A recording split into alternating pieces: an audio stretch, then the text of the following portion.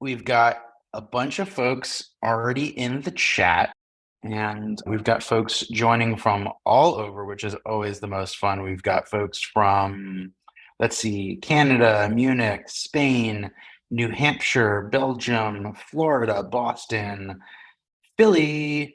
You have to say it that way. New York City, Latvia, London, New Jersey, all over. It's That's awesome. really, really great. Sweden, Switzerland, Amsterdam, exotic Idaho. I knew it was tailored before I looked at the name.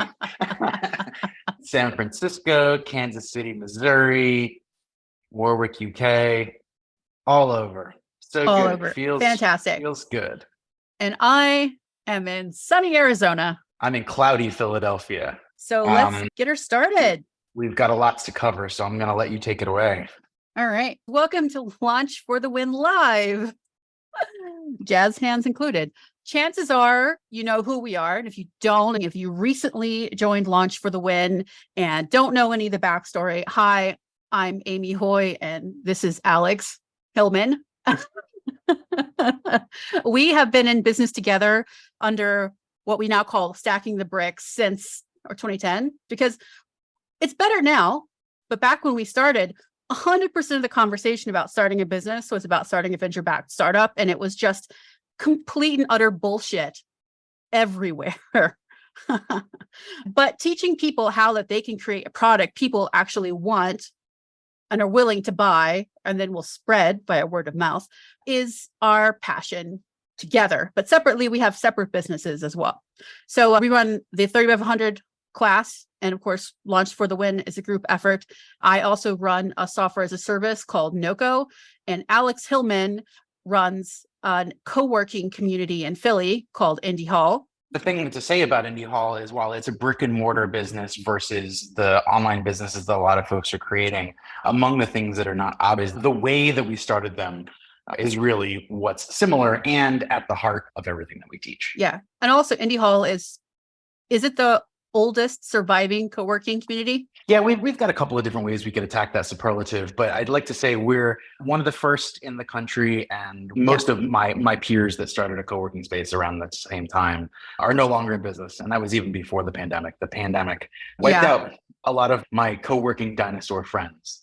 Yeah, that makes a lot of sense. I wasn't even thinking when I asked that about the pandemic, because the way you survived it was pretty unique and they couldn't all do that. Exactly. So what's on today's agenda? We're going to talk about what it really looks like to launch your first paying product, the 3 most dangerous pitfalls and how to avoid them, and how to design a plan you can stick to with Launch for the Win. But why we're actually here is to make an appointment with destiny. And I know what that sounds like. I know it's terrible, but it really is. When I decided that I was going to create a profitable business so that I could stop doing the thing that I hated, consulting, it was really momentous. Even though like the work that I did at that time didn't seem that momentous, making that decision that I was going to make it happen, that I was going to do the opposite of all the things I'd done before that flopped, that really completely 100% changed my life in every way. Like all of the actions that came subsequent to that were, of course, necessary and important, but really making that resolution that I was going to do it and I was going to do what it took to make it happen is what really absolutely 100% changed my life. Like I've been running my own product business since 2008 with my husband, Thomas. And like we have an incredible life that we're able to live. And I cannot extol the virtues enough. To do that, to create that destiny, you have to get ready to make big changes. And 3, the reason Alex and I decided to do a live event is because there's something special about when you start a project.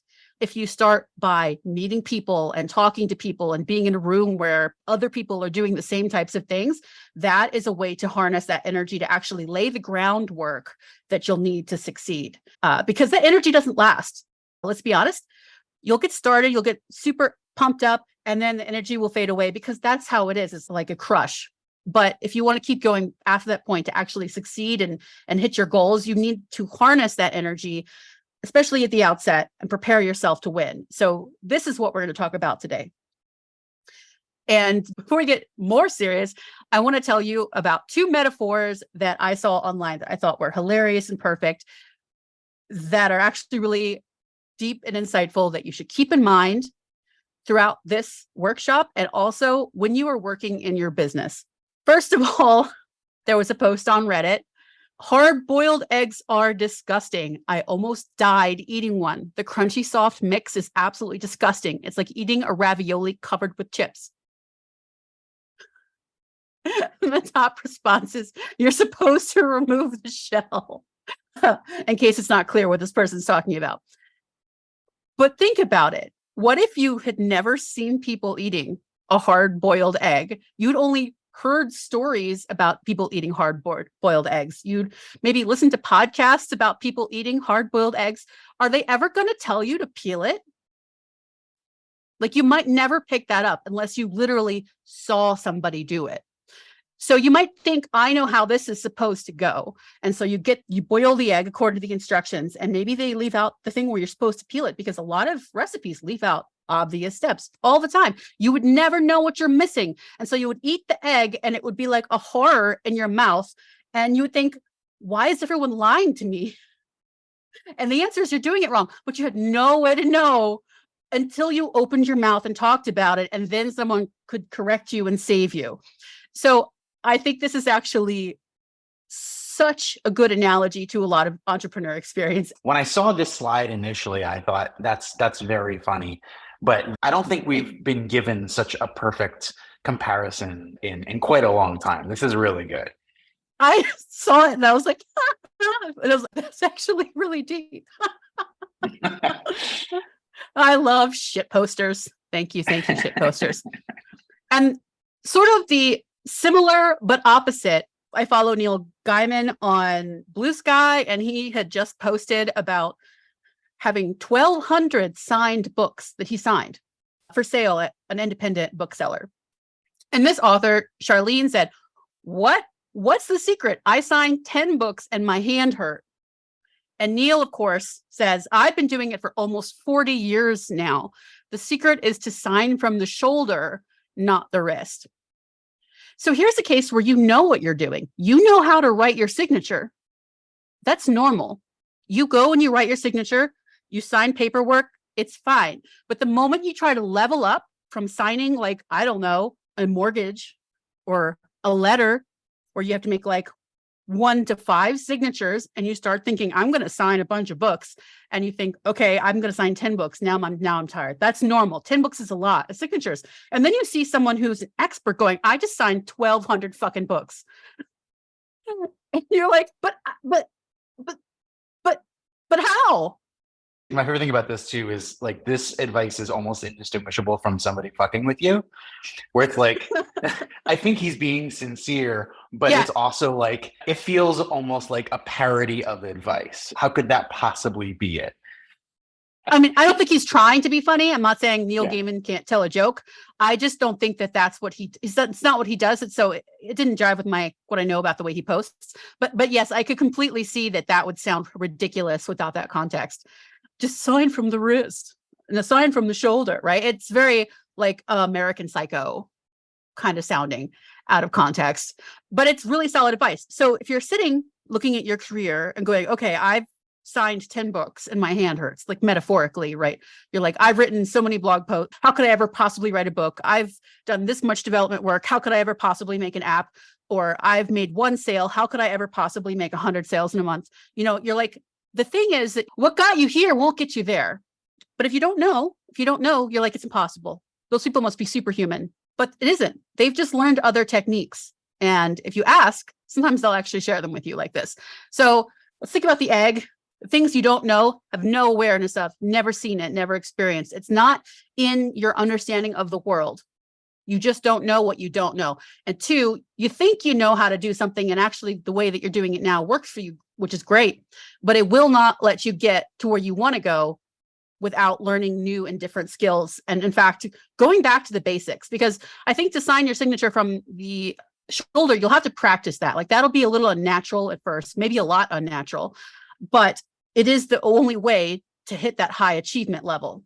So these are the 2 things I want you guys to think about. Does that make sense to everybody? Oh, I you're see lots of affirmation in the chat. okay, great. Folks comparing the classic advice for freehand sketching: use your elbows and your shoulders, not your wrist. My favorite Yes, quote from Original Rhombus is, there is a whole world inside the quote, sign from the shoulder, not the wrist. So yes, there is. these quotes, these metaphors are absolutely landing.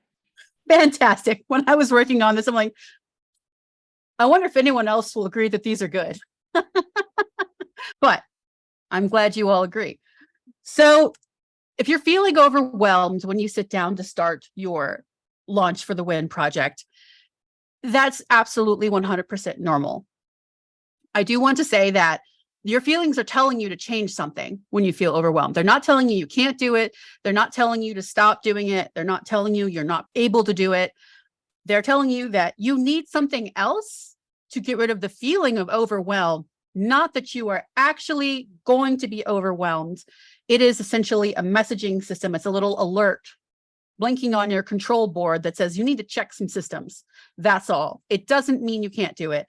And this is also going to be a theme throughout the rest of the day. So with that very philosophical, what is the sound of one hand clapping a signature onto a book, metaphorical discussion, let's look at some actual tiny products. Because I think the tiny products, when we talk about tiny products, people don't know what they are, because like eating the eggs without the eggshells, you just haven't noticed them. You haven't seen them. They're not a part of your world. So this is the first functional landing page for my app, Noco, which used to be called Freckle. Long story. And I mean, I'm a designer, so it's not as simple as it could have been. I went back to the actual very first entry in the archive, and it was literally just text in like Times New Roman with an email sign up box. It was just a few lines. It's like, your time has value. You need to spend your time doing your work, not tracking your work. Would you like to try an app that actually respects that fact? Sign up below. And that's how we launched it. So when we launched Noco, which is a time tracking tool, I think from the screenshot, it looks pretty complete. And it was absolutely 100% not. You could really enter time very fast. You could tag it, and we had reporting. But we did not have so many other things, including password reset.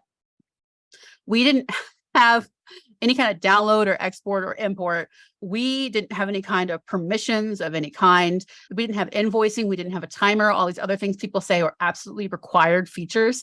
And it didn't matter, because we really nailed the one or two things that really make the product special, which is how fast it is to enter your time and how fast and easy it is to report on your time, to learn what you're doing. That was it. People tolerated a lot of cruft and bugs because those things worked really well. So this was the work of about 1 day a week for 3 months. And also we did a week-long retreat also, and then we launched it. So we developed it for what is an extremely brief period of time for a software as a service. It still is pretty full-featured compared to some of the other tiny products I'll show you.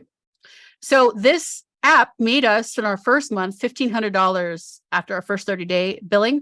So we started at 1,500 MRR and have gone from there. And it was all because we exercised discipline and shipped something small to make sure people wanted it and prepared them for it and asked them to sign up and give us money once we were ready to launch. We're going to start with examples from our businesses first, and then I'm going to go into other people's businesses, students and others. This is every time zone. This is a time zone visualizing tool that I designed and that my husband initially built back in 2010. When we launched it, it did nothing but have these sliders that show the time across multiple time zones. There wasn't any customization or any other features, but we got to about 500,000 plus visits a month with that. And it took like 3 days. And it wasn't a product in the sense that people could pay for it. But it will become a product that people can pay for. And I actually hired a developer to build out a super simple feature set for people who have remote teams.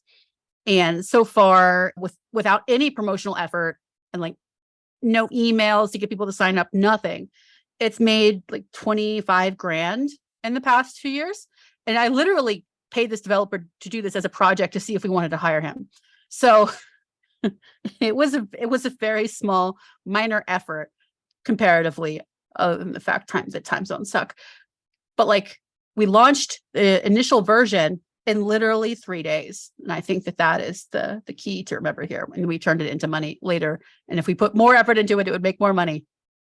Indie Hall is a co-working community. I said community, not a co-working space. Alex started Indie Hall by having meetups at a local restaurant rather than anything that resembles what you would think of when you think of co-working.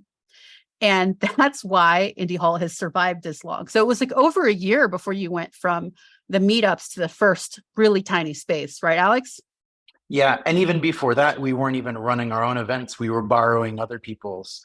It was just finding people who felt disconnected from the place that they were and the places they were going and saying, if going to an event and feeling like you're the only one who doesn't belong, what if a group of us goes together? And so the tiniest product for us wasn't even our own event. It was just a little bit of organization to bring together people that I had met and we had met at other events to say, why don't we go to this together? And eventually that gave us enough momentum to do some of our own events. And eventually we didn't even approach looking for a space until people were actually asking for a way to be together more often and more conveniently. And that's why you have survived all these years where others have failed. So I especially want you guys to pay attention to this because it may not seem immediately relevant to you if you want to build a software as a service or write books or build even a paid community online or anything like that. But the key here is that when everyone talks about co-working, they always say co-working space. They focus on the real estate. Real estate's really expensive. It's like all these liabilities. It's a challenge, but that's where people want to start when they think they want to work together with their other independent friends. They start at literally the worst part, most difficult and dangerous thing, and that kills them either before or after they get a space.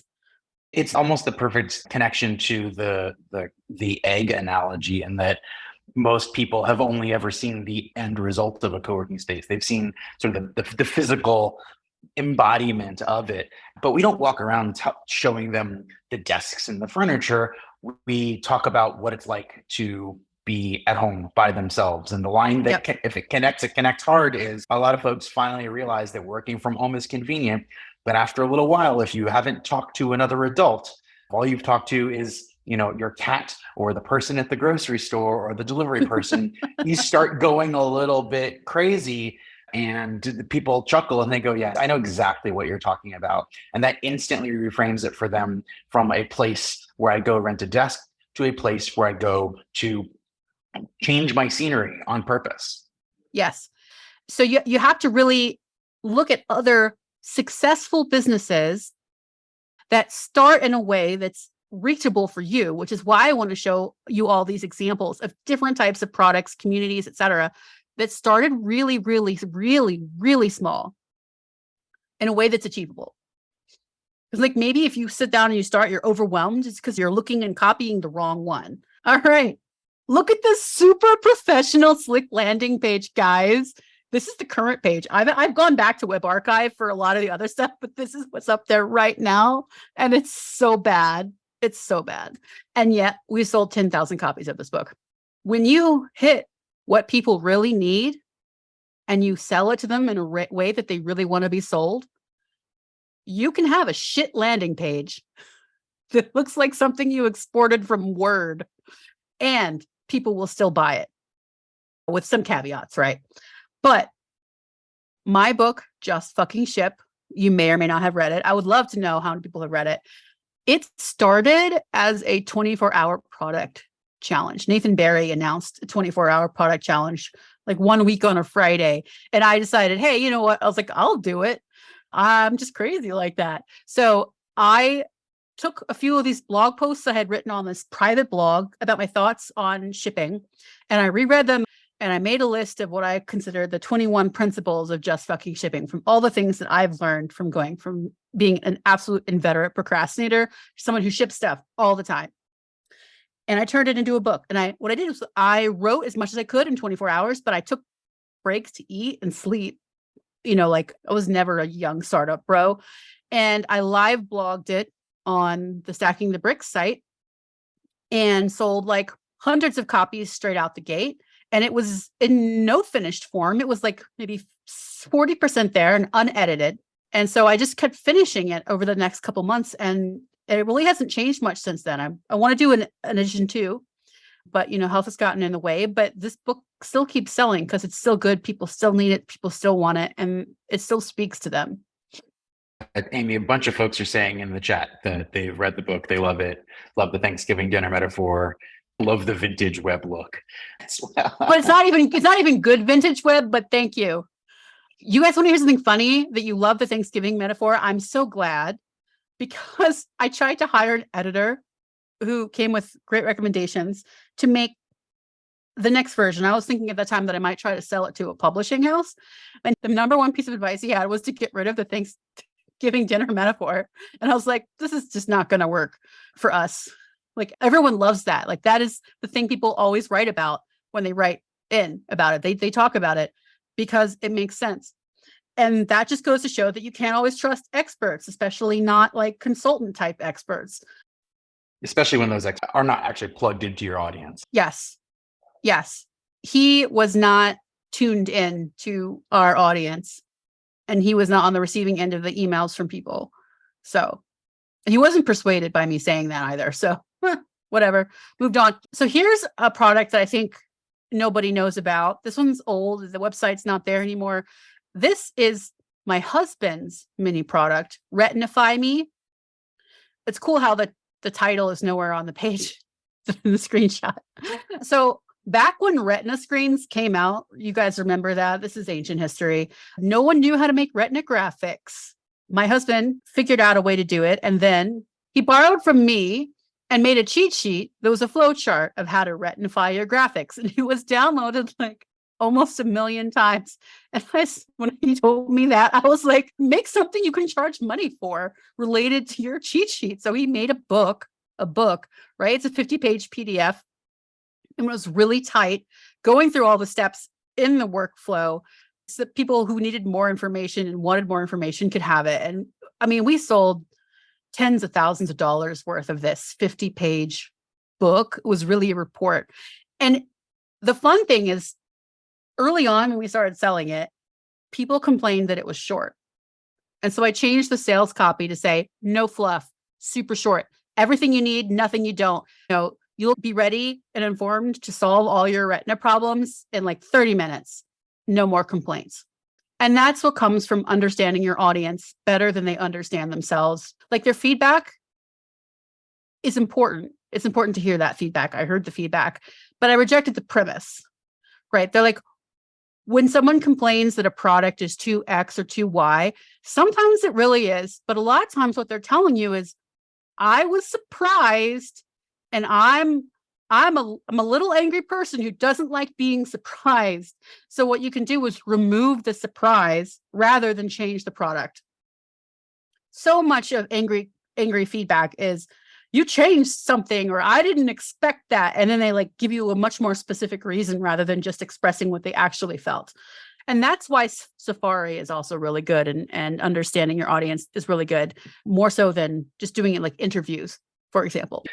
This book, The Tiny MBA, is a bright spot for me in the year of 2020. Many of us are going through various different kinds of tough times. This book, however, didn't even start as a book. Similar to Amy's JFS being the result of the challenge, I participated in a challenge as well that happened on Twitter, where the task was to share a thing that you know deeply or have strong opinions about, like the first tweet, and we'll give one reply for every like up to 100. And I chose business, specifically the category of business that we know and we share, and use this opportunity to just rack my brain and pull together all the things that I've said hundreds or thousands of times, as well as the things that I wish people either asked about or thought about before they came to me with the problems, or the preventative stuff. And that Twitter thread, A, was a whole hell of a lot easier to write than a book, and B, it took off like wildfire, and it kept getting shared and replies, and people adding more context and story, and how my little 1 or 2 sentence tweet length post connected to them in some example or some experience they had, or they wish they'd heard this. I heard people say this Twitter thread is more valuable than any business book that I've read. Obviously, take things like that with a grain of salt. But the response was honestly unlike anything I'd ever created, and decided a few months later, when those quote tweets and shares and replies were still happening, maybe I should do something with this. And sat down with a friend who had designed another print publication with me, a zine, and said, hey, I've got kind of a wacky idea to turn a Twitter thread into a book. We want to figure this out together.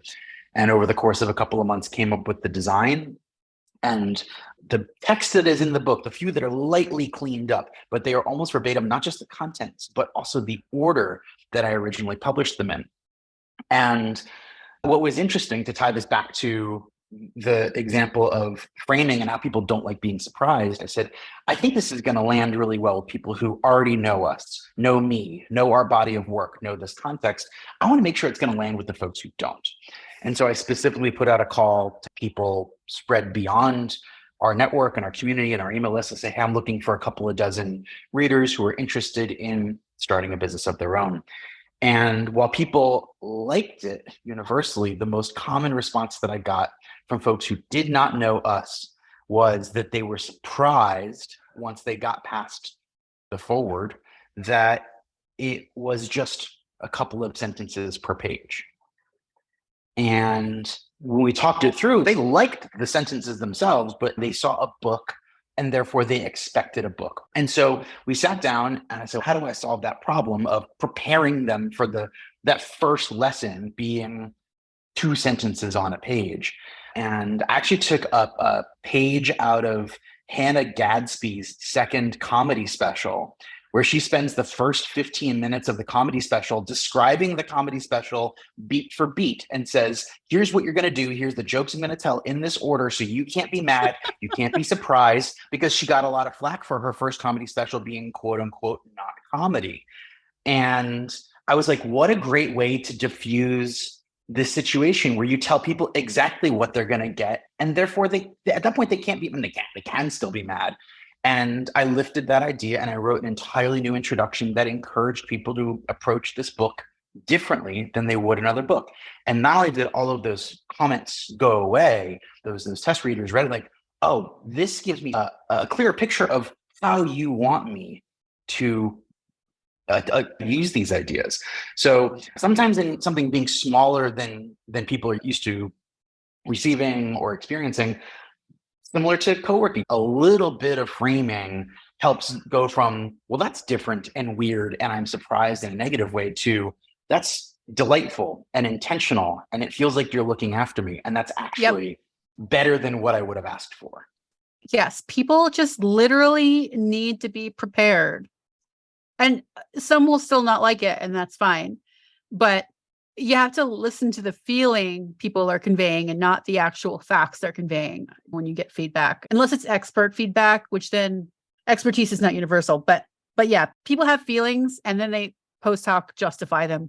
Now that's a scientific fact. And we all do it, which we're going to talk about later.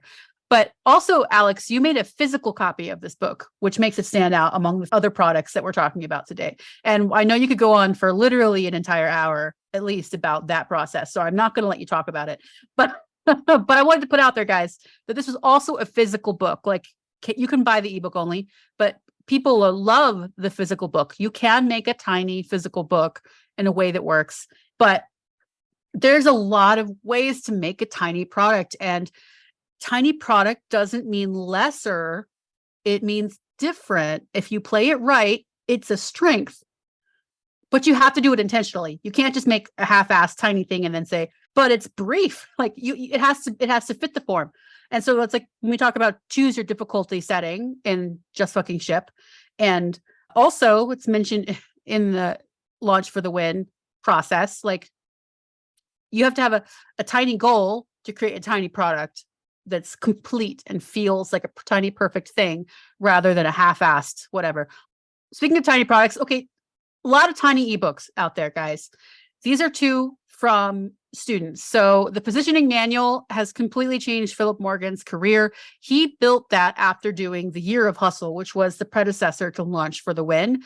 And it's completely changed his career, 100%. Tiny book, all about positioning for independent consultants, of which he was one. And it's just totally changed his business. It's only $9, but it gets people into his funnel for selling more consulting. It just works really well. And of course, you guys all know Brennan Dunn, right? He's not as visible these days, but Brennan created a tiny, tiny book called Double Your Freelancing Rate in 14 Days. This is from 2012. Basically, I challenged him to do it because he wanted to come with us on a trip and he didn't want to spend the funds from his family's funds because he has kids. So I was like, can you make the $5,000? I bet you can make $5,000 at a time to book the trip. And so with that challenge, he buckled down and turned it into a very, very little book that's has spawned a complete empire. So Double Your Freelancing is like a much bigger thing now. It made him many hundreds of thousands of dollars over the years from this tiny little book that he produced in a few weeks. Again, with a very simple landing page. You can also do tiny products that are not tiny-ish SaaS or books or educational businesses or events. Onsef, one of our alumni, created Ruby on Mac, which is a script or multiple tiers of script. Like you download it, you pay money, you download the code at the level that you paid for, and then it fixes you up with Ruby on your Mac because getting it started is a pain in the ass. It's way harder than it should be, but a majority of Rubyists use Mac and people complain about it all the time because it's terrible. So he wrote a tutorial first and that tutorial is really super popular. And so he turned it into a script, which he charged for, and it's done very well for him. I think the first version of this he sold for $7 or $9 or something along those lines for one specific kind of developer. I think it was Android developers who were using Ruby tools, but they were Android developers. So they don't want to mess around with Ruby. They just needed it to work. And that took off like wildfire. So he's built a pretty significant business on top of this. But the very first version that he actually charged for was less than $10 and an automated version of one part of a very large tutorial. I just love this story because when we started, the common knowledge that everyone knew is you can't sell things to developers. You cannot sell things to developers. Everyone said it. You would tell people about the product you were building and they're like, developers won't buy that. It's like, have you looked at all the stuff that developers bought? They buy IDEs, they buy books, they buy workshops. Like even then it was never true, but everyone knew it. Everyone was just crunching down on that crunchy egg. So I especially love this example. So this is the beginning of Egghead. Egghead is a subscription screencast service with really great, beautifully designed and highly targeted tutorial videos for developers, especially around the JavaScript world. And they became a quite large business. So it started with one guy being mad, John being mad at the quality of tutorials out there and just posting a video on super tiny little, very, very focused little things. And he would just post the videos and post the videos. And I'm not sure when exactly he and Joel hooked up. I should really get the full story, but he started it with a place to put an ad and a place to donate. And Joel convinced him to start selling it in like a super simple way, just putting it in a zip file and selling it for $50, and combined on the list of people who had already donated to John and the email list that Joel was building, just blogging about dev stuff. They made $6,000 in the first week, which gave them a budget to start with. And then it became a like multi-million-dollar a year subscription business. Here's another SaaS version, something that I used when it was extremely, extremely simple. Back in the day, they later grew very large and then sold to Marketo. Tout was a tool to send templatized yet personalized emails to people for whatever purpose, but especially customers, bloggers. Like if I were going to try to get myself on a lot of podcasts, like this is the type of tool I would have used.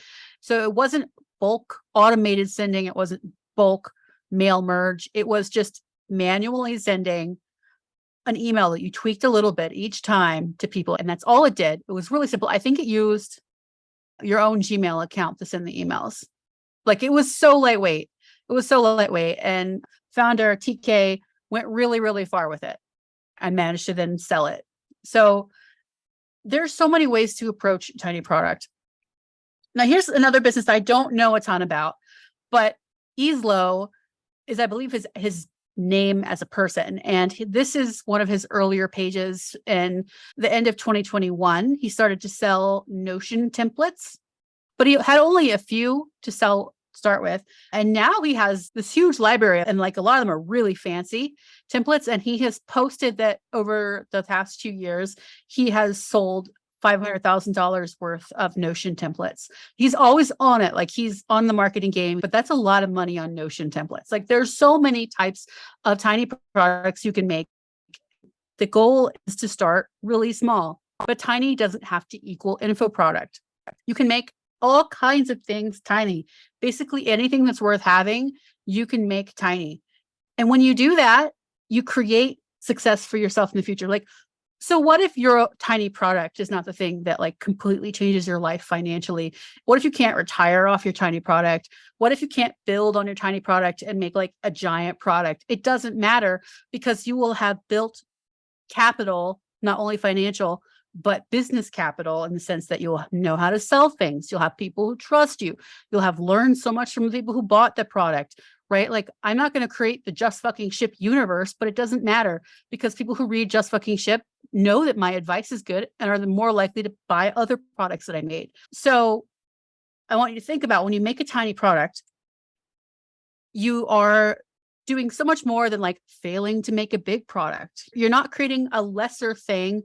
You're not creating an inferior thing. You're not creating a single feature of something that has to become a large product. I mean, you can do that with software as a service. You absolutely can. A single feature app, totally a valuable thing that you can then grow if you want to. But you don't have to do it that way.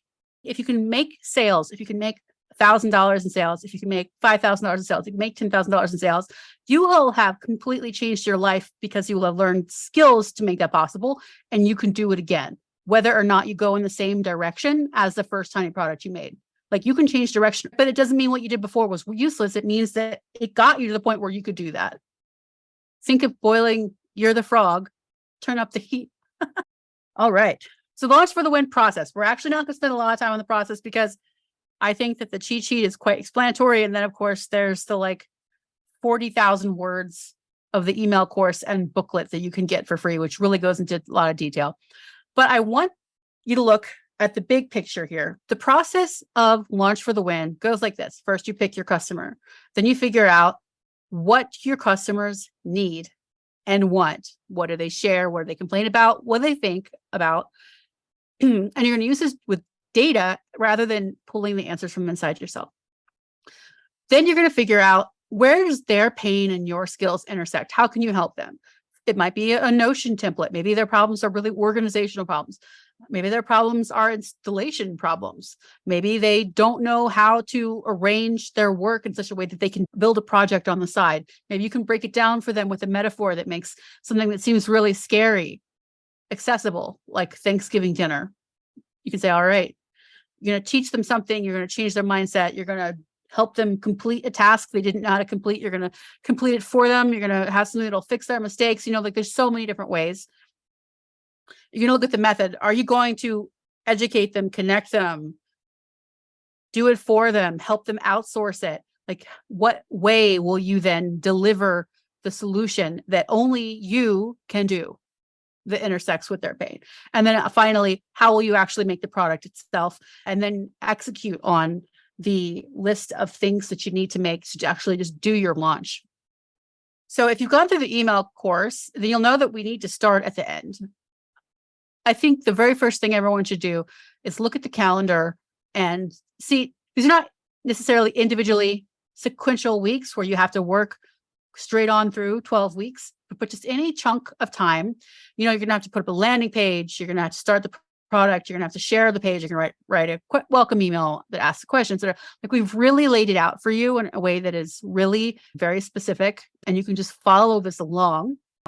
And then free your mind up to think of, well, what are you going to put in the email? Something you read about, what part of the product you're going to make. Well, you need to have designed that.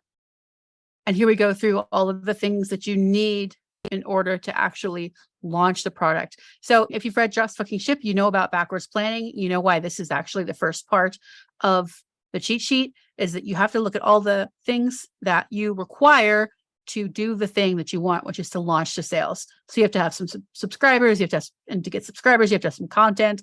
To have some content, you need to have data and insight. You need to have written the content, of course, but you need to understand what the content should be, what you get from the data and insight, and so on and so forth. Like, it all flows backwards. And we put the last thing at the top, and you can basically follow it down to the root, which is the data. So the things I wanted to talk to you about today about the audience are tips that are based on mistakes that we see people make all the time that I wasn't able to fit into the cheat sheet itself. Anybody here a Pratchett fan? So Terry Pratchett in his Witches series said that witches have first sight and second thoughts rather than the third eye. So first sight is seeing what's really there, and second thoughts is watching what you're thinking and thinking about what you're thinking. Seeing what's really there is actually really hard. When we teach people Safari, they will look at the Safari examples that we specifically selected for them to work on. And a lot of times there'll be multiple people in the class who are like, I don't see any pain. It's just them talking about X. They're talking about the problems with X. That is the point. That is the pain. Because when you're in your professional mode, when you're in reader mode, when you're in hunting for solutions to your own problems, you dismiss all this stuff because to you it's irrelevant, because to you, you already know the answer. It's just people kvetching about installing Ruby, and installing Ruby is really hard. So you're just going to ignore it. It has nothing to do with you. You went through it, whatever. It's not relevant to you. You have to undo that. You have to undo that mindset, and you have to see what's really there. You have to try to create a beginner's mind and read the words on the page and listen to people on the podcasts and videos. What are the actual things they're actually talking about, rather than immediately categorizing that as, okay, that's not for me, I can ignore it. Because what you're trying to do is to find things other people don't pay attention to. It doesn't have to be a unique problem that no one's ever thought about. That's not necessary. But few people will ever give sustained intellectual attention to other people's problems. And that is what makes the difference. Because if you can solve someone's problem that they really care about, you can make money no matter how many other mistakes you make. So don't get fancy. Go with what and who you know. But you have to cultivate that beginner's mind and not write off or gloss over or memory hole the stuff that you read. Focus on professionals, like business to business, people who have a value mindset, not exclusively wannabes and consumers, B2C. So something to think about is that in every industry, there's a lot of beginner content, and there's usually quite a bit of true expert content, but there's often a complete missing middle. So something to keep in mind. Pretend you're an ethnographer learning about a new culture. Read what's really there and take note of what you see. Yes, this is really hard. No, you can't skip it or automate it. No, you cannot just pull the answers from your mind, because you were not in the mindset then when you were hanging out in the chat rooms or going to meetups or reading forums. You were laser focused on your wants, your needs, and your goals, which is fine. That's normal. But you need to focus on other people, and you need to go back and load it into your brain. You cannot ask Chat GPT. You cannot script it, because the thing is, the magic happens in your brain, and there's no substitute for that. You are essentially loading up an empathy module in your own brain, and anything other than doing the work yourself will defeat the point. And more importantly, you'll be doing something that literally anyone else could show up and do. If you can get the answers from ChatGPT, well, so can everybody else. You would be literally just doing the same thing as hundreds, thousands of other people, no insight. And just a reminder, you do not need $1 million idea. You do not need $1 million research. You only need to make a few $1,000s. You only need to solve 1 or 2 pains well. You just need to aim smaller. We hear from a lot of folks that they don't know when to stop Safari, when they don't know what's enough. And the thing is, you will not feel like there's enough, because you'll never feel like there's enough. Because 1, Safari never ends. But 2, also, you have no way to know what's enough. So you're just going to have to say, okay, I think I can make something with this, and stop and move on so that you can actually create a product. Like, that's just what you have to do, is you have to take a little leap of faith and stop at some point. So then, of course, insight, you look where you want to find your angle. And that is, I think, words I should have put in the cheat sheet. You want to find your angle where you can do something that's different enough to spend money on. You don't have to be completely unique, and that's not the problem, but you have to find the crossover of pains that your audience has and things that you are good at and like to do. And again, you do not need $1 million idea. One of the things that we were just talking about in the chat that I wanted to bring up here is Yep. Alistair had said something to the effects of, this seems largely about calibrating you into your intuitions about potential customers. And I said, that's right, but it's a balance. There's a balance between understanding those potential customers and doing something with that understanding. Because a lot of folks get sort of trapped in a place or stuck in a place where they're trying to understand everything before they put anything into action. Yes. And I think the reason for tiny products, and that could be as tiny as a blog post or a screen recording or a tweet even, that demonstrates to folks that you understand their problem perhaps as well or better than they do, is a critical piece of that feedback loop. If all you're doing is understanding and you're not putting any of that understanding back out into the world, people can't feel understood. And just as important as for you to understand them is for them to believe and see that you have earned that understanding and that you're right. Absolutely. 100%. Because that's the make a date with destiny kind of thing. Like, if you just make a date with research, you're not going to change your life. And I love pure research more than almost anybody. There's nothing I love more than just diving into stuff for no reason. Like, I've safaried the ice chewing forum. It was really interesting and pointless, but I enjoyed it. And that's fine, because I had it for enjoyment and wasn't doing anything with it. But when you want to create a product, at some point you have to stick a pin in it. You're like, I'm going to move forward, and you're not going to feel ready, and it's not going to feel like enough. And that is normal. So now we're talking about the method. How will you help them? Mindset, knowledge, facts. Will you help them up level their actual skills, or just teach them about something? Will you help them implement it? We help them execute it. We help them process it. Will you create templates for them or a tool? Like, all products fall essentially into one of these. So you think, all right, mindset, double your freelancing rate, and the positioning manual or mindsets. Tiny MBA is a mindset book, but it's also about other things, just like those are. Just Like You Ship is a mindset book, as well as implementation and process. The Ruby for Mac script is a tool which follows a process that Monsef created, and so on and so forth. Like, a lot of them are mixes. And again, you want to pay attention to what types of things they use, like, and need, and want, but also what you would enjoy making. A lot of people are like, I want to make a tiny product, but I don't want to write a book. It's like, so don't teach then. If you don't like to teach, don't teach. And if you don't like writing a book, don't write a book, create something else. There's so many ways to package these methods for how you'll help them into formats. Again, the goal is to finish it in 12 weeks-ish, or 12 units, however you break that up. And something that you're going to enjoy making, and that's something that your audience consumes. Like, don't try to sell software to people who don't use software. Sounds simple, but you'd be surprised how many times we've seen that mistake. When you want to build a SaaS, everything looks like a SaaS buyer.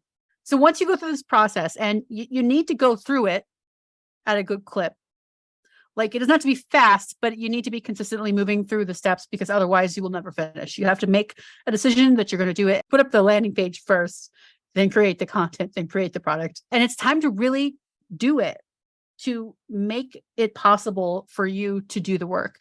You got to package up the energy. You got to sustain that energy through the process, and then use it to produce the parts. And the parts are not always exciting. So that leads us to 3 pitfalls. I wanted to tell you about predictable failure, because Alex and I have seen it all. And the thing about failure is, it's never interesting. It's always the same things. Isn't that right, Alex? Like, can you think of any truly exciting failures we've ever seen? Boy, would I love to see one.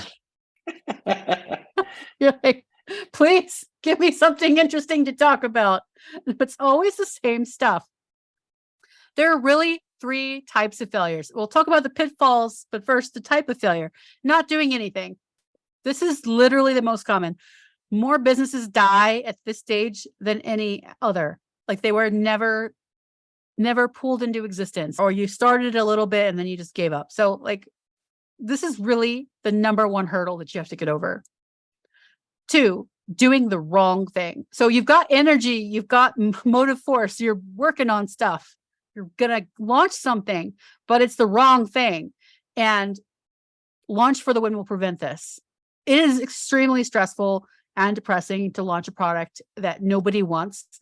But on the upside, it shows that you can carry through and package something and finish it, which is fantastic. And you can then fix the thing that didn't work by following Launch for the Win, by doing Safari, by working very hard to do a nice small thing rather than working forever on a project that gets bigger and bigger and bigger and never sees the light of day. And 3 is you do the right things actually, but not enough. You don't do them consistently enough. You don't finish them. You may complete your entire product and all of the emails and then hesitate to launch it and then just never launch it. I have seen this so many times and it makes me want to throttle people. I understand the impulse, I do. But it's like, you're so close. Or people who launch a successful product and it goes like wildly successful out of their imagination. And then they're like, okay, well, I'm not going to do anything else because it'll never be that good again. All right. So seriously, I hate this fucking meme. I hate it. It's so bad. But truly, it does reflect a universal truth. I hate to admit it. It's this is so real. We have seen this so many times where someone will be doing all the right things and going along, and then at some point they'll just freeze and stop, or they'll actively sabotage themselves. And it's heartbreaking for me. But this is what you have to watch out for. You have to watch out for the pitfalls that cause someone to do not enough. So you're doing the right things, but not enough. You don't finish, you don't ship, you don't price your product, you don't grow the thing that's actually making money. You decide, I had a successful launch, so I'm going to do something completely different next time. No, don't do that. Your 3 pitfalls are looking inwards for answers and not outwards to the world around you. So you're trying to ask yourself, what kind of product should I make? And you're asking you rather than the world. This is a big mistake. Or what should I do with this problem? What should I do with that problem? It's like you're trying to trust your gut, but your gut's not educated. And this causes a lot of issues. The second pitfall is riding too high and then the inevitable Uno reverse. I feel very cool that I put the Uno reverse meme in here. You can add your applause to the chat room. Thank you. The third one is wildly unrealistic expectations. So let's talk about them. Looking inwards, not outwards, means asking your feelings to tell you what to do. Did your feelings go to business school? Have your feelings sold any products?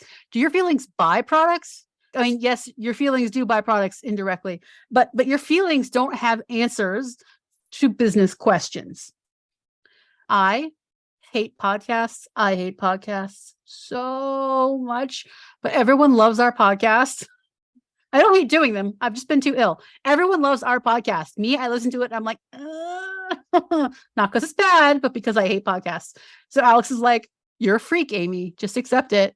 Let's do the podcast. And I had to admit, he's right. So your feelings are not a test for reality, for what your audience will buy, what your audience will want, what struggles your audience has. You don't know. That's what Safari is for. And of course, listening to the self-talk instead of seeking data. The voice inside that says, no one's going to buy this. Who do you think you are? You aren't enough of an expert. They're going to laugh at you. Like, no one will look at it. It's going to be horrible, etc. That voice always is not a business person. Instead, you should be seeking data from the actual world about what actual people have actually done that has actually worked or not, and using that to inform. Don't act like someone who just arrived on this planet from a faraway galaxy, and don't just look at an egg and just pop the egg in your mouth. Don't go like, what should I do with this? You look for people who've been doing it and learn from reality. Riding too high on the Uno reverse is something that is extra painful for me to both watch and experience. I don't think I have it as bad as some people or most people, but it still happens to me, which is why you cannot trust it. When you are wildly overconfident and just filled with all this energy, you're like, this is going to be amazing. Everyone's going to buy it. This is going to change my life. I'm going to become a millionaire. I'm going to sell it to Yahoo. If anyone caught that. Followed by the inevitable crash. Inevitable, because the confidence is based on nothing. And so, of course, it will deflate. Also, when you're super motivated, you're like, I'm going to get all this work done. This is going to be a blast. I'm going to finish this in a week. I'm going to get it done so fast. I'm going to get it done way faster than Amy says I can. And then something happens and you can't. And then you're like, nope, I'm never going to get it done. I don't have any way to finish this. There's no way. It's impossible. It's too big. I don't have time. This happens a lot, this whiplash. Basically, it's I'm the best, or my product is the best, and then I'm the worst, or my product is the worst. This cycle will kill your product chances. And so will wild and unrealistic expectations. So expecting unrealistic outcomes, like making millions of dollars from your first product, it happens. It does. But don't expect it. You have to have an expectation that is sized correctly so that you feel good when you hit it, rather than you have a completely unrealistic expectation and you don't hit it while actually being successful and you feel bad. Like, I've seen so many people have great success, to my mind, to anyone's mind, with their first product or the second product, and yet they feel bad because it's not as successful as they thought. So it's like, oh, you got a pony for your birthday instead of a horse? So sad. You have a pony, though. Ponies are great.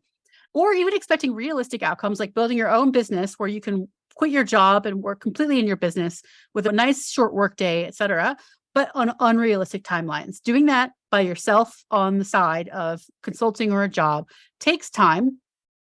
And actually quitting your job to do it doesn't necessarily make it go faster, because a lot of what makes the success happen is word of mouth spreading among people and percolating through communities, and people reading or watching or listening or whatever your content, using your scripts, etc., building trust with you.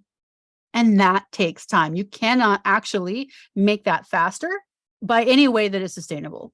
So you just have to be like, all right, what's the realistic expectation in what realistic time frame? So before I launched my first technical book, which I didn't put in here because it was actually not a tiny product, and I learned my lesson. It was big. And my friend Eric asked, how many copies would you be happy with if you sold this when you launched the beta book? And I said, I don't know, 50. I felt like that was reasonable, and it would have made me happy, even though I spent literally months on it. And we sold 500 copies, and I was just over the fucking moon. But imagine if I had said 1,000 and we only hit 500. I would have been miserable. And the facts of the situation wouldn't have changed at all. Just my expectations. We talked about this with the book size. This is the same thing. You don't like to be surprised. You don't like having your expectations not met. You are your own customer of your own life in this case. So what is all in common? It's all feelings. Feelings create self-sabotage. You should become an emotionalist robot. That's not what I'm saying. But the thing is, when you overly emphasize your feelings because you don't have real world, up close personal experience with the thing, feelings seem like all you've got, so it's natural to turn to them. But that produces failures. So what do you do about it? What do you do about it? Because we all have feelings, don't we? I know I do. Feelings can only tell us how we feel, not anything about reality. I feel cold right now. My feet feel really cold. It is 75 fucking degrees in here. My feet are wrong. Okay. Like, it's feelings are feedback. They're not facts. A feeling cannot tell you what will work or what won't work, what you should do or not do. They give you hints, they give you guidance, they give you feedback, definitely not orders or any test of reality. So what do you do instead? Here's the thing that I promised in the sales copy would help you overcome the 3 pitfalls. And it's the same thing. It's one thing for all of the pitfalls. And it's called the OODA loop. I would love to know who here has already heard of the OODA loop. This is a simplified version, but I love this sketch diagram. So the OODA loop is observe, orient, decide, and act. And it starts at observe, which is why I drew that arrow there. It's actually a plan for handling military conflict actions. And so if you Google OODA loop, you'll see the full diagram, which says like take into account like local culture and experiences that they've already had with your military group that you're with, and like a bunch of other complicated things. It's really, really interesting. But this part can be used for everything. So when you feel a powerful feeling that is good or bad about your project that has a chance to derail you, either in a positive way or a negative way, it's time to observe, and then you orient, and then you decide, and then you act. So what does that look like? When you have your powerful feelings, you're going to be like, all right, this is the thing that I am feeling. I am feeling like my product will never work. And my impulse is to give the fuck up. No, don't do it. So you have to then go on to the next step. Don't stop there. That's where a lot of people stop. That's the natural impulse.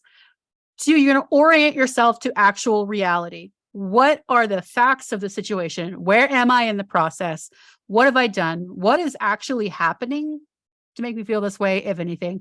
What does the data say that I gathered before I started this endeavor? And what do I want? Like, if you literally do not want to create the product you started to create because you hate it, that's okay.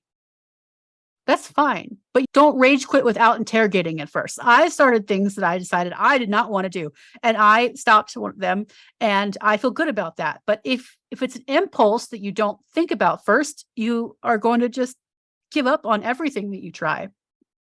So once you've got the facts, like what does the Safari data say? Do people buy products like this? Have people been enjoying my newsletters? People been reading my blog posts? Oh, they haven't been reading my blog posts? Why haven't they been reading my blog posts? Have I actually put my blog post anywhere for people to read? Like, is it accessible?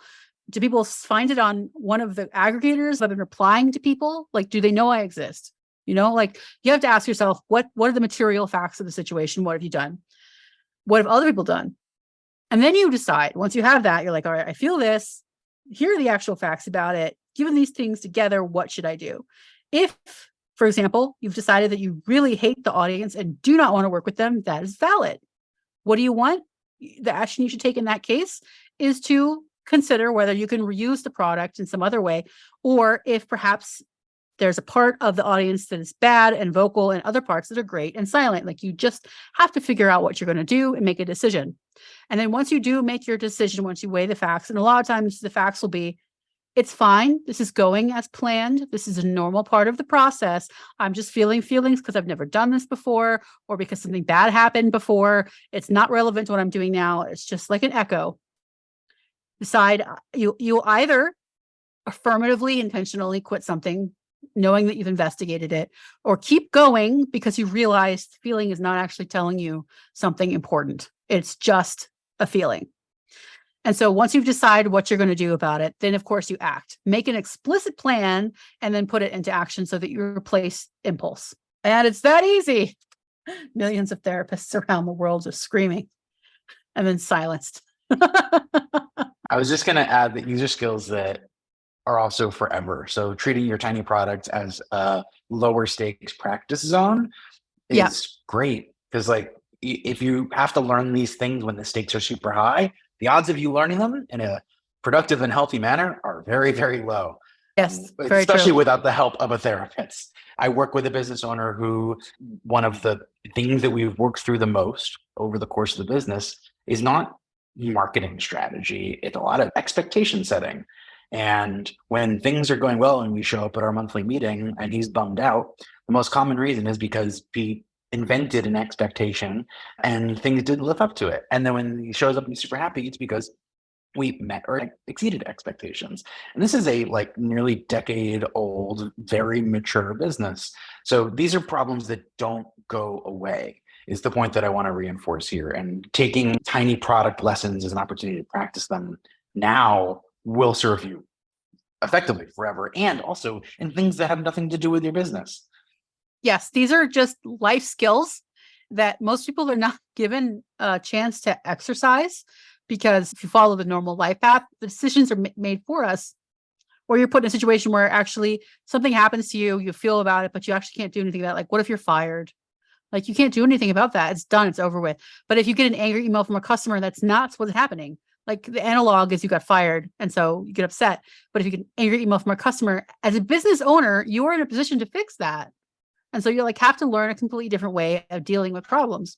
Creating a business successfully is personal development. It just is. So here's a chance to become a great business owner as well as a better human being.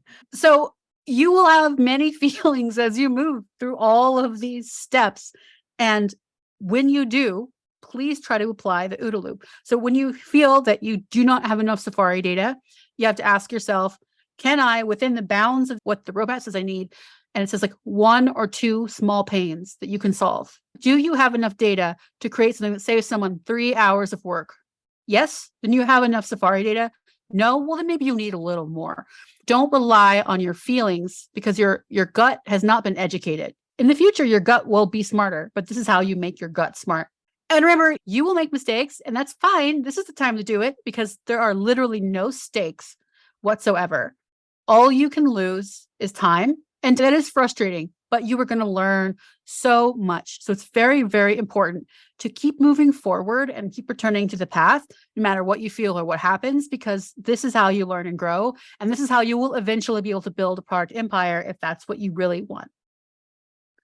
And finally, all of the steps in the Launch for the Win framework are based on 30 by 500, which is our premier flagship, fancy, it took multiple years to make course, 30 by 500. It answers pretty much all the questions that you might have about all of the steps, which is the exact opposite of a tiny product. And it's not for everybody, but if you are the kind of person who wants more guidance on every step, then you should consider seeing if 30 by 500 is right for you. So now we've made it. We've made it to the end. Let's do Q&A. Well, good news. We've got a good crew still here. Been loving all the interaction in the chat between each other, questions being asked, people chanting OODA loop because it's so fun to say. Oodles of OODA. That feels like a tongue twister in the making. So stick around. I'm going to start with the questions. So the first question we talked about a little bit in the chat already. This was from Matt Green Rocks. When we're talking about the sort of life cycle of bringing people in, nurturing them over time, whether it's an email list or something along those lines. Matt basically asked, does Amy's advice imply that you maintain a relationship with the customers? And the reason they ask is because they published an app in the App Store, but have zero relationship with customers to further market to. So the answer that we talked about in the chat was, yes, it does. And when we say, App Store, Marketplace, even Amazon, a lot of these platforms give you the benefit of distribution, but you don't get the long-term benefit of the relationship with the customer. So I wanted to make sure we had a chance to talk about that on camera a little bit, and some of the ways that app stores and marketplaces can be valuable and why they're probably not the best fit for a tiny product. Yes. Okay. They are not a great fit for a tiny product, because rather than having the chance to slowly build up a relationship with someone coming to your website to read your blog posts or watch your YouTube videos or following you on GitHub, TikTok, Facebook, is that you're competing against all the other products in the space, like directly, like right there. So say if you were into knitting and crochet and you make patterns, a lot of people have really good businesses selling patterns if they're, creative and good at making patterns, which is a real skill. They would sell their patterns on Etsy and Ravelry because those are the places that people look for those things, but they are not as hostile as the App Store, for example. Or like you might create a small course that you sell on Udemy. Some of our students have done that, especially students who are in countries where like the dollar goes a lot further, because when you're on Udemy, the standard price is much lower. Like the expectation on Udemy, for example, is cheap courses. And that may or may not work for you depending on your currency. But you might think, okay, well, I'm going to make the tiniest version and sell it here to save myself some work. but make sure to get their email addresses as part of the onboarding. And then you have a better version of the course that you can sell directly on your own site. Like we've even talked about using this as a way to promote some of our courses far in the future. Like we don't need to do it now, but it's something to think about. So like everything else, it's trade-off. Generally speaking, though, I would avoid those platforms and build your own platform in terms of like audience with an email list and e-bombs as we lay out and launch for the win. The answer that I gave in the chat that builds on that is if you're going to use those platforms for the distribution, the short-term value, and you may be able to basically borrow their audience and generate some revenue, but as soon as the money's in, that's it. And so if you're going to use it strategically in some of the ways that Amy mentioned, but in order for it to be really strategic, you've got to have a thing to send people back to. One of my favorite examples is the one we learned from Josh Kaufman years ago. I did this in the Tiny MBA as well, even though Tiny MBA is only distributed through our platforms today. Initially, I put the ebook on Amazon, and in all cases, there's a call to action where it encourages folks to email into a special email address for some more goodies, some relevant content upgrade, those sorts of things. And I don't know if we ever got like percentages from Josh, but the general sentiment that I got is it's anything is greater than zero, but it's not a very high conversion for a lot of these audiences. So at the end of the day, I think these distribution channels, you have to recognize their value is their value and expect only that value from them, no more, no less. And part of that working is for you to have a place to send them back to. Because if you think about it from the book perspective or even the App Store, to send them back to a website to join a newsletter, probably not a very, very strong sell. But sending them back to your website for an upgrade of some kind or something that's going to help them immediately today solve a problem, that requires you to have that thing. And that thing is your tiny product in some ways. So once you've got a tiny product that you know people want and buy or download or sign up for reliably, then it makes sense to start looking at these bigger marketplaces and going, okay, how do I use that as an inbound source to just send more people to the thing that I want to get in more people's hands? But the thing has to be there first. I'm on several mailing lists for fiction authors because they offer a exclusive short story with some of the characters in the book that you just read at the end. So that works for me.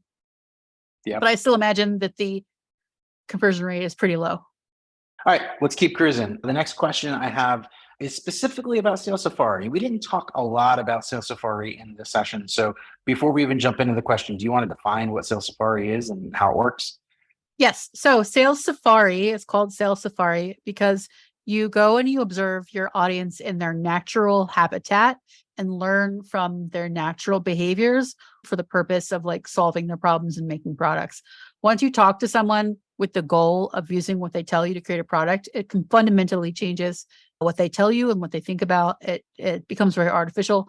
They're not going to think about a lot of the problems that they struggle with, even ones they complained about an hour before, because they're in like interview mode. It's different. So when you go on Sales Safari, you find your audience wherever they may be, forums, online groups of various types. You might find them in support forums for products that they use, reviews. I've been watching videos that are popular with our audience and looking at the comments and reading what they say. Like first I'm noting what the video is about, and then I'm seeing how it resonates with people and what questions people say or objections they have below the videos. There's so many ways to find free data on what your potential audience wants, needs, and will buy. And one being that they things they actually consume or purchase, like habitually. Need is the problems that they have, the pains that they have, things they struggle with that block them. We talk about what pains are in the email course that goes with Launch for the Win. And then obviously things that they buy.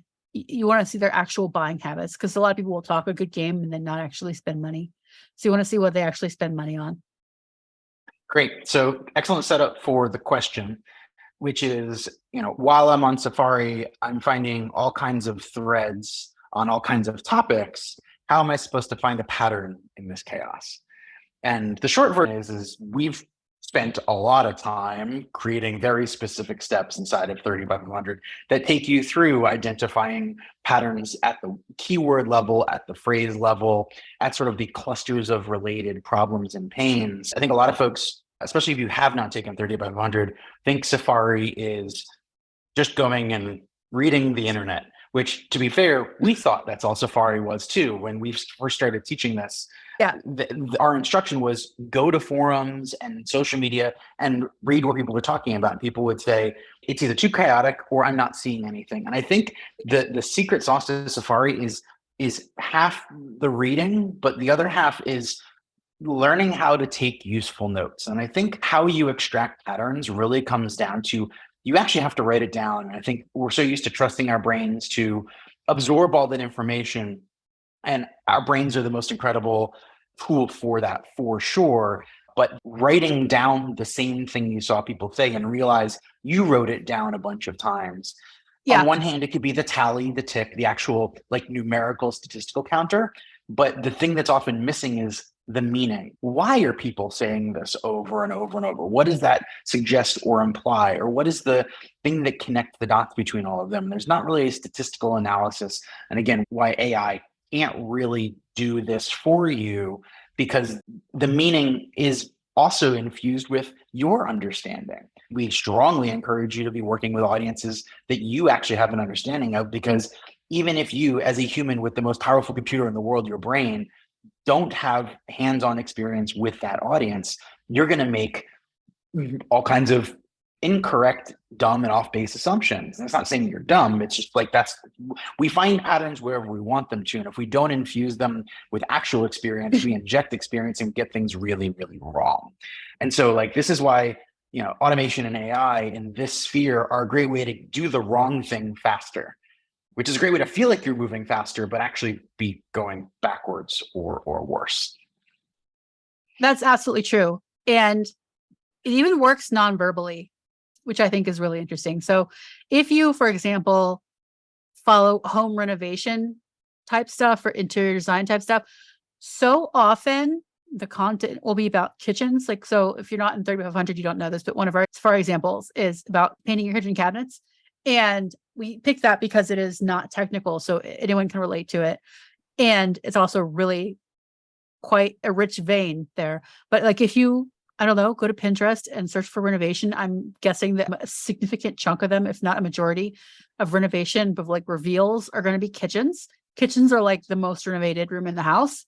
They're the ones that they say they sell houses, like real estate agents say kitchens sell houses, and people believe that. And people also spend a lot of time working in their kitchens and so get really mad at it. So the fact that you can look at things and see tons of examples of this finished product lets you know that that is a pattern, like that is something that everyone is thinking about. This is a very long-winded way of saying that I think pattern observation is a skill in and of itself, Yes. like anything else that we teach. And if you are passively reading stuff, you're not really practicing the skill. That's true. If you are actively reading and taking notes, then you are heading in the right direction. And most importantly, a piece of the process is regularly revisiting those notes. We have an entire 6-page cheat sheet in our material that guides people through not just reviewing things once, but going back to them with the intention of looking for those connections and so on and so forth. I'm going to say that we move on to our next question. I think we got time for 2 more. I'm going to do a quick one and then a little bit more in depth. The quick one is from Joseph saying, what's the best way to approach re-engaging with a cold email list? I have a very small one, some people who have bought a course in the past, but it's been 2 years since emailing anyone on the list. It's been 84 years.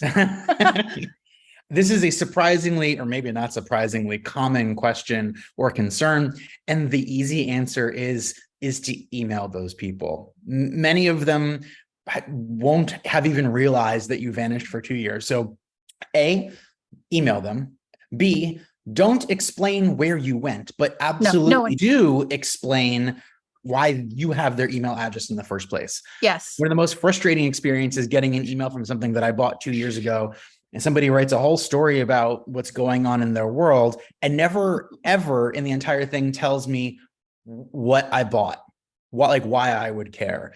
So, I don't think there's anything fancy when it comes to warming up a cold list other than starting to send stuff and make a plan to be more consistent. But outside of that, spare them the excuses for why you haven't emailed in 2 years, and make sure you open up with, the reason you're getting this email is because 2 years ago you bought XYZ course. Thanks for being a customer. Now let's get on to you and sending you something helpful. Exactly. Absolutely. People don't care. They don't care. They're not like, oh my God, why did you not email me? You abandoned me. They don't care. But you should absolutely remind them who you are and why they're getting the email, because they will otherwise think it's spam. Like, I have literally gotten emails from something that I signed up for like 3 weeks ago, and I couldn't remember what it was. And they didn't explain what the product was in the email. I was like, what is that? I have no idea. People are busy and we all have brain fog. So be supportive. So our last question of the day from Original Rhombus, which, by the way, is an excellent screen name. Yeah, top notch. I don't feel like I can serve my peers who are all very smart. How do I decide who to serve given that? Is there a good process for finding the people who I should be serving? The first thing that jumps out to me, and I always like to call this out given the context of this conversation, is I don't feel like. Right? Exactly. So it's possible that you can't serve those folks who are quote unquote smarter than you. But is that feeling perhaps stopping you from listening to the problems they do have and providing some perspective maybe that they've forgotten or missed or didn't have in the first place? Yeah, I think the feeling is usually completely wrong. Also, you are not your customer. So forget what you know and think, oh, it's obvious. Everyone knows this. It's like, bitch, no, they don't. No, they do not. You would be shocked at what people do not know. Second, in 30 by 500, we teach that an audience does not necessarily have to be your peers.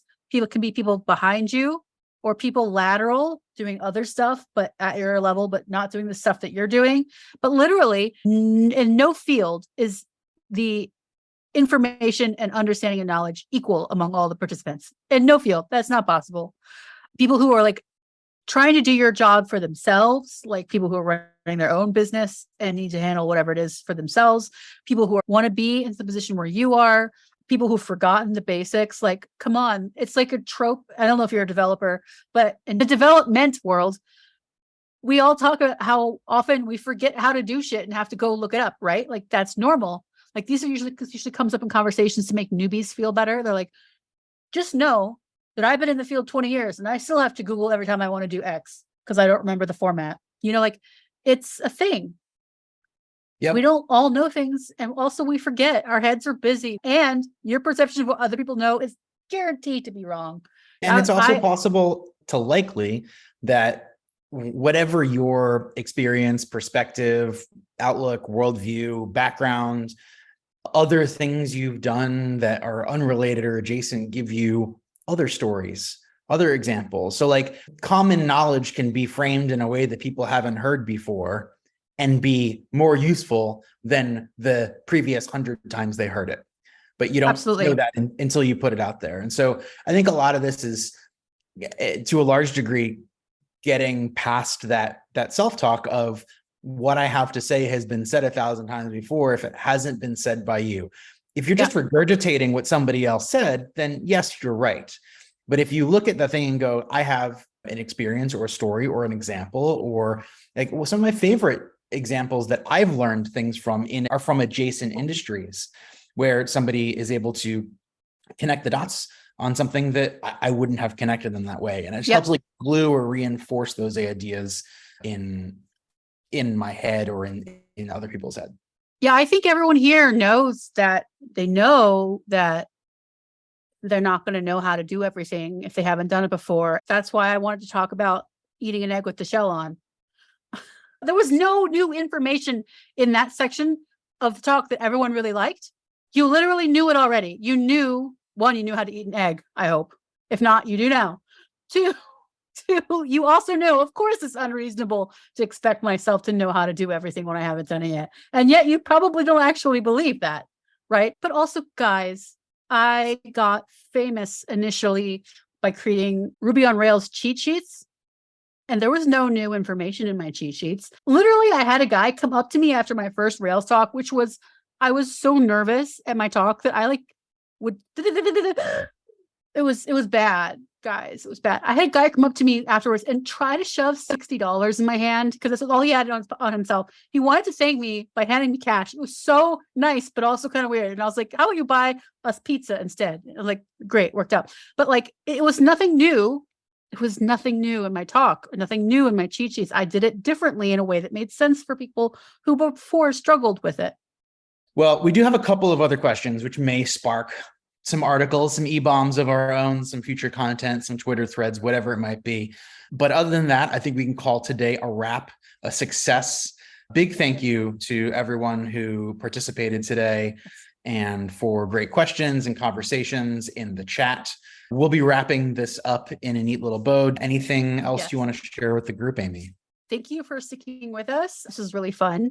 If you have any questions about the process, Launch for the Win, like we're interested in hearing your questions about Launch for the Win. And if you use Launch for the Win to create a product, send it to us. We want to see it. We want to hear about your experiences.